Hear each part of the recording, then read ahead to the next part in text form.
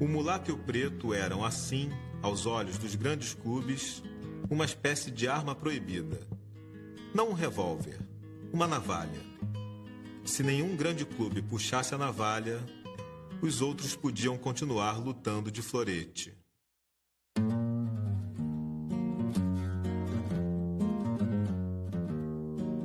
Um clube da segunda divisão, porém, subiu para a primeira divisão. Chamava-se Clube de Regatas Vasco da Gama e trouxe com ele mulatos e pretos. O Fluminense não tinha negros, né? O Flamengo inicialmente também não tinha negros, só o Vasco da Gama, um clube que foi fundado, enfim, para dar espaço para essa camada popular. O Vasco entra na terceira divisão carioca, né? E aí vai subindo, terceira, depois segunda, até que em 1922 ele consegue vencer a Série B do Campeonato Carioca e sobe para a primeira divisão, para a Série A em 1923. Ele tem um elenco com atletas negros, com atletas semi-analfabetos, com atletas brancos, porém de origem social mais pobre, né, de classes inferiores, digamos assim. E aí, com esse elenco, ele consegue surpreender os times da elite. O time do Vasco, ele tinha um preparo físico muito melhor do que os outros times. Tanto que daí vem aquela música da torcida do Vasco: o Vasco é o time da virada, o Vasco é o time do amor. Porque o time do Vasco não tinha uma qualidade tão grande como o Flamengo, o Fluminense ou o Botafogo. Então o time começava atrás do placar.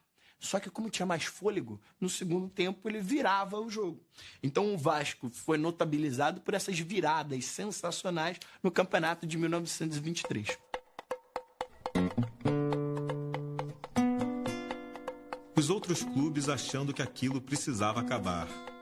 Tornou-se quase uma questão nacional derrotar o Vasco. Como o Vasco, na época, ele tinha uma proposta mais popular, ele conquistou muita torcida naquela época. Muita gente que não gostava ainda de futebol, não entendia, achava que era um esporte muito elitizado e tal. Quando viu um clube que tinha esse perfil, seus jogadores tinham esse perfil, muita gente começou a torcer, a acompanhar esse clube. E aí a torcida foi se tornando muito grande e era a maior do Rio de Janeiro nos anos 20. Os clubes finos, de sociedade, como se dizia, estavam diante de um fato consumado. Não se ganhava campeonato só com times de brancos. Um time de brancos, mulatos e pretos era o campeão da cidade.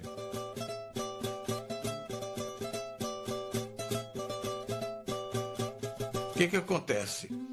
O Vasco é campeão de 1923, o que causa um escândalo no Rio de Janeiro. Um choque muito grande. Realmente foi uma revolução que o Vasco fez, porque embora ele não tenha sido o primeiro clube a ter jogadores negros no futebol brasileiro e tal, mas ele foi o que primeiro assumiu essa luta, vamos dizer, dos atletas negros e de atletas de classes mais pobres. Contra esse time, os times de brancos não tinham podido fazer nada. Desaparecera a vantagem de ser de boa família, de ser estudante, de ser branco. O rapaz de boa família, o estudante, o branco, tinha de competir em igualdade de condições com o pé rapado, quase analfabeto, o mulato e o preto, para ver quem jogava melhor. Era uma verdadeira revolução que se operava no futebol brasileiro. Restava saber qual seria a reação dos grandes clubes.